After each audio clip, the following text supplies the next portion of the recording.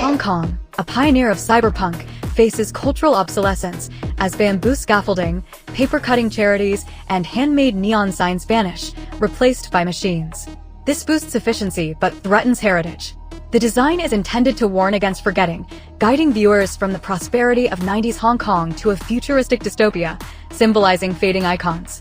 A neglected bench, inspired by bamboo scaffolds, sits forgotten in a city corner, embodying the desolate loneliness of Hong Kong's eroding culture.